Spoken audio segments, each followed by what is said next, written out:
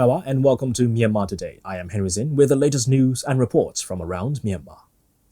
Yangon region government seeking a better solution for squatter settlement. Slums and informal settlements in Yangon. Educating the people on human rights. New seafarers identity smart card. Before we get to the reports, we've got some important local news for you today. President U Min, patron of the Myanmar Red Cross Society, received its top leader, Professor Dr. Do Myathu, and Executive Committee, Dr. Do Amaram Mornai, at the presidential residence in Naypyidaw on Tuesday. At the meeting, Dr. Do Myathu briefed on the organizational activities of the MRCS, holding of its General Assembly in November 2019, election of council and EC members from the township level to the central level, and celebration of the 80th anniversary of MRCS. President U Min said that the Myanmar Red Cross Society was an independent and volunteer society, functioning in line with the Geneva Conventions, international principles of Red Cross societies, basic principles, while it was cooperating with UN bodies, social humanitarian organizations, and NGOs in carrying out humanitarian services, natural disasters, man-made disasters, emergency cases, prevention of diseases, and social welfare services. President U Min also donated 5 million kyats to the MRCS and received a permanent member badge. The Yangon region government has teamed up with UN Habitat Myanmar to find sustainable solutions for Yangon's slums and informal settlements, where over 500,000 people are experiencing obstacles for dwelling. U Min, Yangon Region Chief Minister, at a recently concluded workshop on slums and informal settlements in Yangon Region, promised to find ways to provide job opportunities, income, education, and healthcare to slum dwellers. As a possible short-term solution, the Yangon government plans to arrange for low-cost housing zones and basic infrastructure.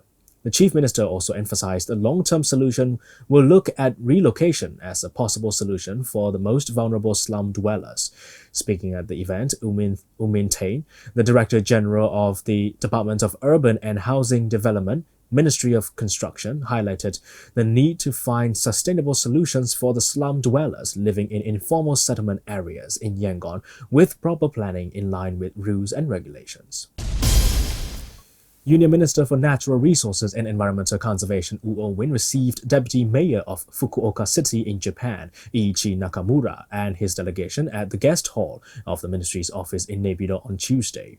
During the meeting, the officials exchanged views on matters of cooperation and ties between Fukuoka City in Japan and Yangon City, ongoing exchange program for animals living in the habitats of natural areas and animals living in the non-natural habitats, course of action on signing an MOU on promoting bilateral friendship between Fukuoka and the Yangon Zoological Gardens, supplying medicines, medical aid, and technical assistance to the Myanmar Elephant Hospital, and cooperation in ongoing schemes.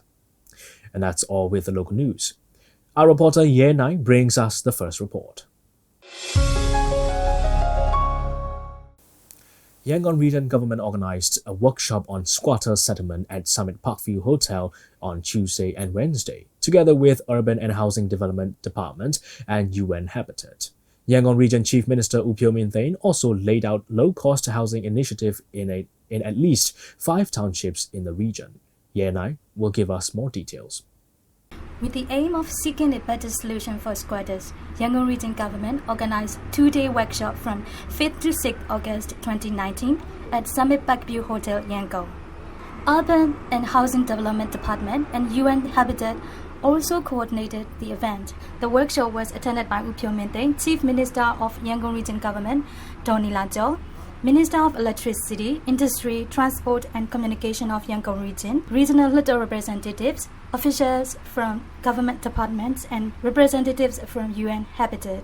Yangon Region Government is seeking a better solution for rapid growth of squatter population in the city, while most of the foreign direct investment are pouring in.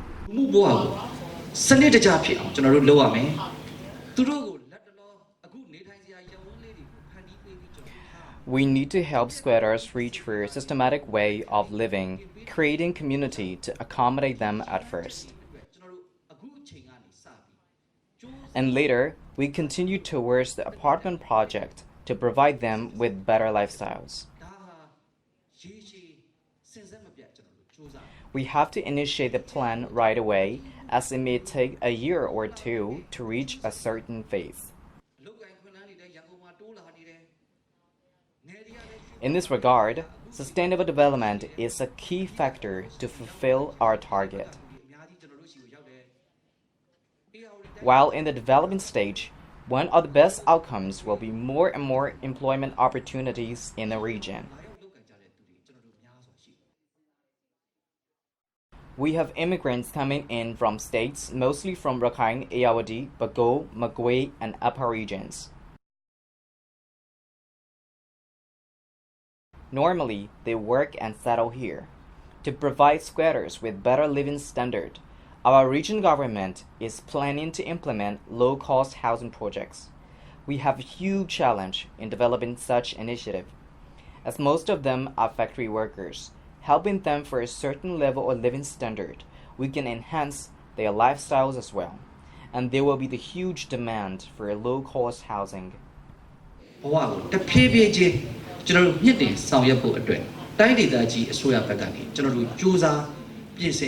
Starting from the housing project, our government is working on to gradually develop their standards. With all our great efforts and fundamental ideas, the best outcomes from this workshop, in cooperation with partner organizations and the societies, we will develop Yangon towards a better urban city. In this regard, I take all responsibilities as I'm the most responsible one. As the Chief Minister, I play an important role to come up with their basic needs for immigrants, which is why I will fulfill my obligations. Squatters won't have to pay for the additional fee for the state. As the regional government's housing plan has been established on state-owned land.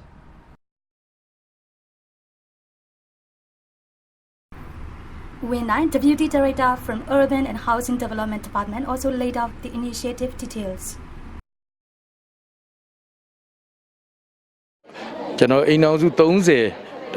Working together with society organizations, we will grant loans for every group of 30 households with 3.5 million kyats each.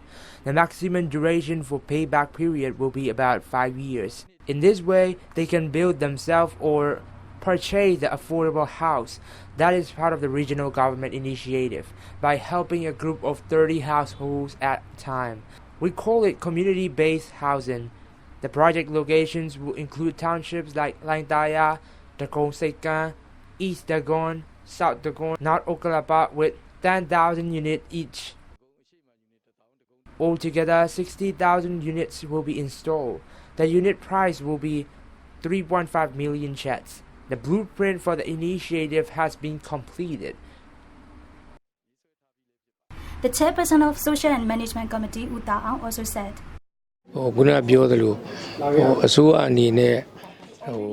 We will address with huge challenge of squatter issues, sector by sector, so the challenge can be reduced.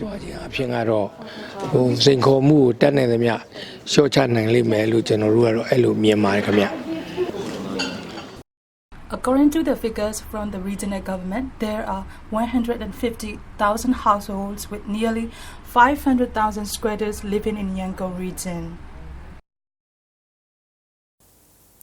That's a report on Yangon region government seeking a better solution for squatter settlement. We're going to take a look at the weather conditions now in Myanmar. In Yangon, it's going to be cloudy, a morning thunderstorm, then heavy showers in the next morning, and it's also going to be mostly cloudy, a shower or thunderstorm around late at night. The daily outlook is around 31 degrees Celsius high, but it's going to feel like 36 degrees Celsius. There's a 73% chance of rain for the day. In Naypyidaw, it's going to be cloudy, a couple of showers and thunderstorms the next day, and likely enough, it's going to be cloudy, a shower or thunderstorm in spots in the evening, then periods of rain at night. The daily outlook is around 31 degrees Celsius high, but it feels like 37 degrees Celsius. 63% chance of rain for the day. Looking ahead, showers and thunderstorms through late Thursday night. In Mandalay, it's also going to be mostly cloudy, a thunderstorm in spots during the day, and it'll be mostly cloudy at night. The daily outlook is around 34 degrees Celsius high, but it's going to feel like 40 degrees Celsius, 40% chance of rain for the day. Looking ahead, thunderstorms and some heavy rain Saturday night. Stay with us. We have another report from Loom, and we'll take a look at the stocks and currency exchange rates right after that. Slums and informal settlements are steadily increasing in urban areas such as Yangon and Mandalay. According to UN Habitat survey conducted in 2016, identified that there are a total of 423 informal settlements cases in Yangon, primarily in response to the migration from the Delta region post-Cyclone Nargis, increased employment opportunities as a result of Myanmar's economic liberation and the dramatic increase in land prices in Yangon. Let's hear more from Loom on the matter. Myanmar remains a predominantly rural country with 15 million, or approximately 30% of the country's 51.5 million people living in urban areas. Nevertheless, this figure is expected to increase. By 2050, an additional 7.1 million of its current rural population will migrate to cities. The increase in urban population will put a severe problem on cities and the needs for affordable housing. The clear evidence of it is growing number of informal settlements, particularly in Yangon and Mandalay. Now, Country Program Manager, UN Habitat, Mr. BJ, explained why they started to address the informal settlements in Yangon together with the Yangon regional government. There are about 450,000 people who are some sort of informality or slums, as you wish, who are in a very despair condition of housing and basic services infrastructure with very little income and very bad conditions, right? And these are essentially the people who also runs the city and who also generates economy for the country, because they work in the factories, they do the taxi driving and all kinds of things. So they're part of city's functionality, but they are in very poor condition, and therefore in order to make the city and their places more livable, the state has a responsibility to deal with this informal settlement issue, to transform them into humanly livable human settlements. Mr. BJ further explained there are an estimated 365,000 people living as informal settlements in Yangon. Yeah, when we did the survey in 2016, it was 370,000 people.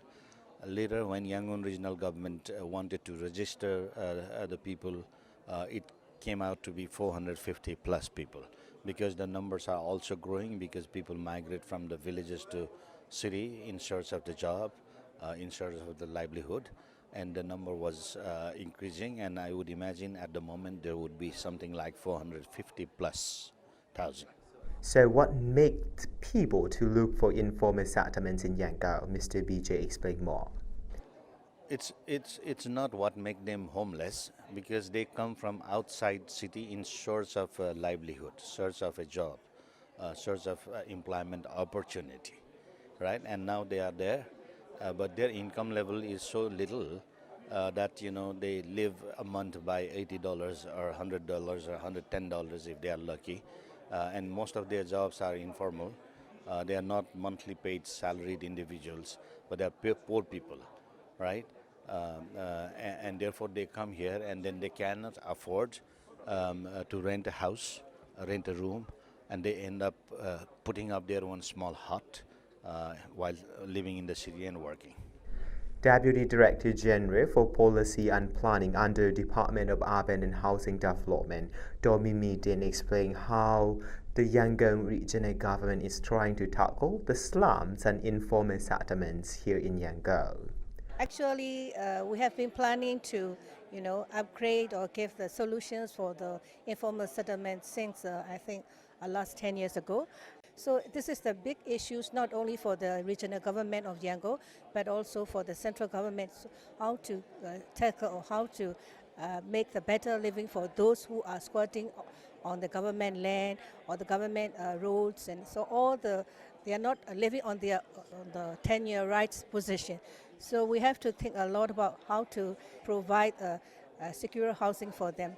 So in the early 2019, the Chief Minister of Yangon, he actually assigned us, our department, and also some concerned agency like YCDC and GAD, and he had formed a committee to, it's a sort of a community-led housing development to start in this Yangon region.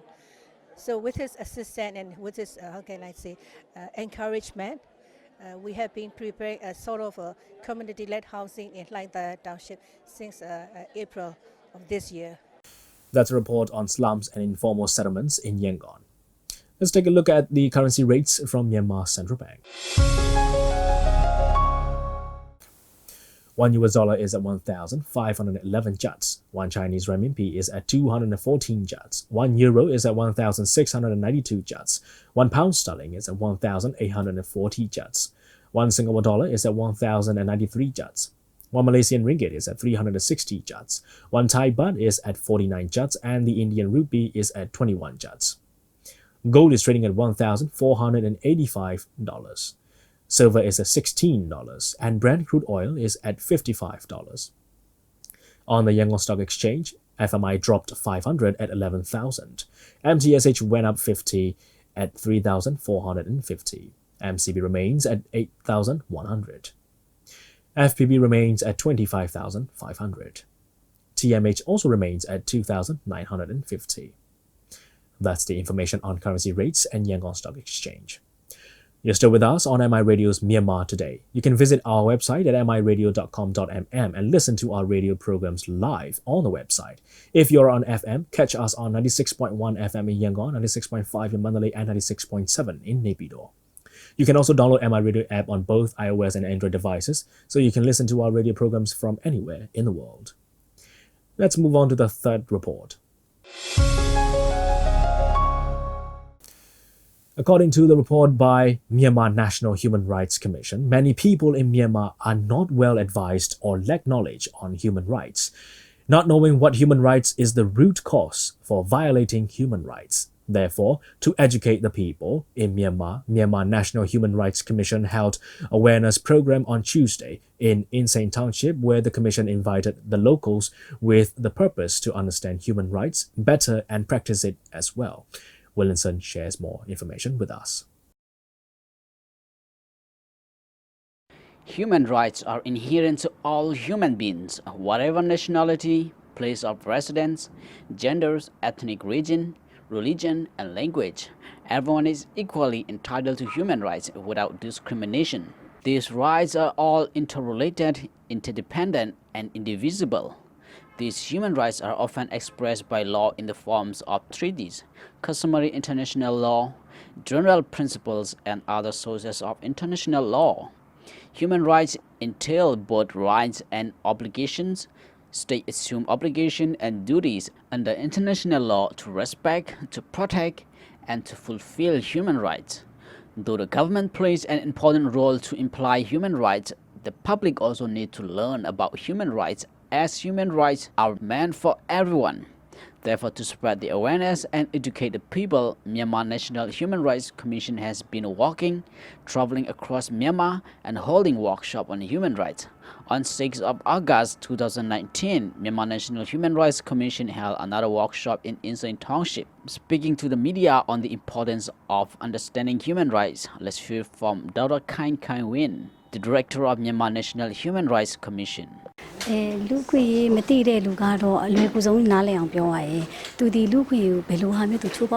it in a simple way, if one has no idea what human rights is, then the person would not know how human rights are being violated. Given that one has no knowledge nor basic understanding of human rights, one will also not know when and how to complain when it is being violated. However, for a person who knows what human rights is, he or she will also know when human rights are being violated. Most importantly, he or she will be aware of what to do to stop it And that person can also pass on the knowledge to protect his friends and relatives against the violation of human rights. We might have not known what human rights were before, but now we know it. Therefore, respect human rights, practice it, and implement it by ourselves first. Human rights are not just an opportunity to practice our rights, it also comes with responsibility. Myanmar National Human Rights Commission has already held more than 200 awareness programs all over the country, including rural areas and some of the remote areas, with the aim to spread the awareness and educate the people. But there are still many challenges ahead, as to educate all the people in rural areas, many of human rights educators are working voluntarily. The Commission needs more resources to be more effective in spreading the awareness. However, Myanmar National Human Rights Commission has a training program where the Commission trains the students on human rights so that they can help spreading the awareness, as the Commission is also running the program today. Speaking to the media, now let's hear from U Sim Myai, the Vice Chairman of Myanmar National Human Rights Commission. ဒီလူခွင့်ရေးဆိုတော့တည်တင်တာတွေအများကြီးပဲလေအများကြီးပဲဒီနေ့ကျွန်တော်တို့ပြည်သူတွေကို There are many things to learn when it comes to human rights. Every time we have a awareness program or talk show like this, I always ask the attendees, do you want human rights? The answer will always be yes. Everyone wants to have their rights, as all the people want to practice their rights. But when I actually ask the next question, what kinds of rights do you want? What is basically human rights? Many people are not able to answer those questions. Therefore, we want to educate the people basic knowledge on human rights.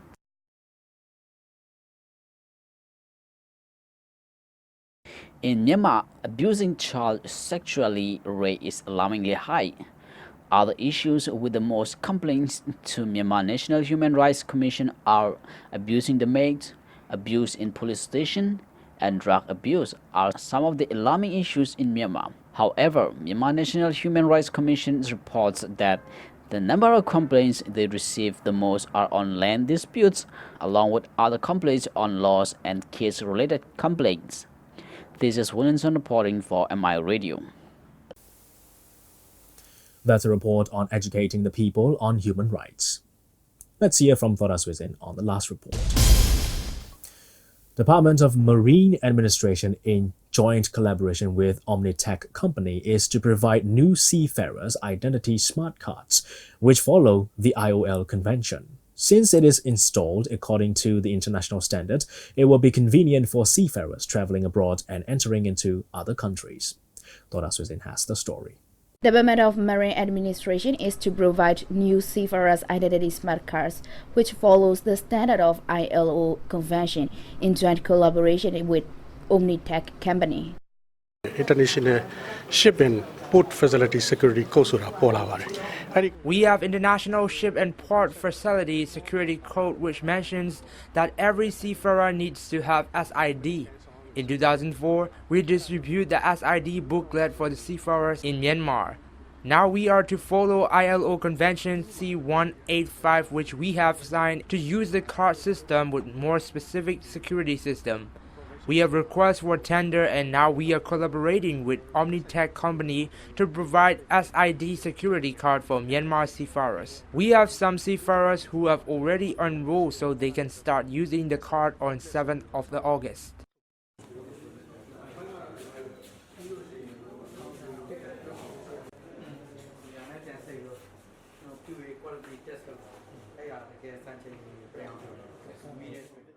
In this case, we're following very specific standards. So we are following the International Labour Organization standards, which is following ICAO. So you have an organization which is bringing together certain standards for electronic passports and, generally speaking, electronic travel documents around the world. This is ensuring that everyone is following the same standards, that countries are able to read each other's data, each other's chips, and maintain a certain amount of trust, which is important to building those diplomatic relationships.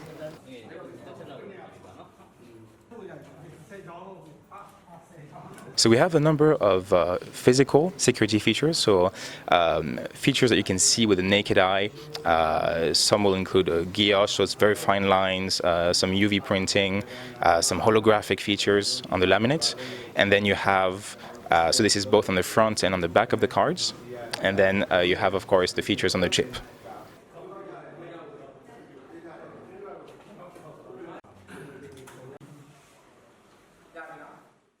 Previously, traditional technology and printing are used for the identity, and no tips of any kind are used when traveling abroad, which make it difficult for the officers of other countries to verify the authenticated documents. Myanmar seafarers have to go through many processes to get visa and to be able to get off the boat into other countries. The new document, following international standard, will simplify the list and allow them to freely enter countries that have signed the same ILO convention. Well, the first one is trust, right? So going into other countries can read the chip, see the picture and the personal data, and know that the card has been issued by the government of Myanmar. The benefits will be for the seafarers to enter other countries without visas more rapidly, and when they're coming into Myanmar as well, to have a much faster process.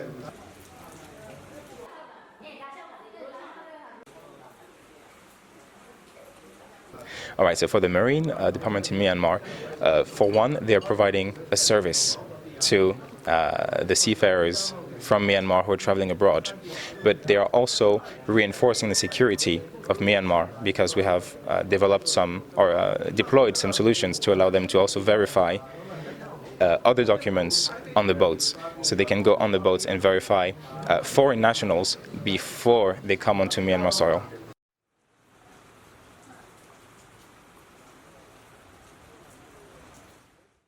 online appointment The seafarers have to get appointment through online registration. On the appointment date, they have to come to the department to fill the documents for the application of the card. They need to bring SIRP, seafarer book and passport. The card is granted for 5 years. To implement the whole processes, it will take at least 3 days. The fee for the previous documents was about 25,000 Myanmar kyats. But now for the card, it will be only 12,000 Myanmar kyats. In Myanmar, there are about 60,000 valid seafarers, and we are to provide the cards to all of them. They can make new cards or change the previous booklets into cards.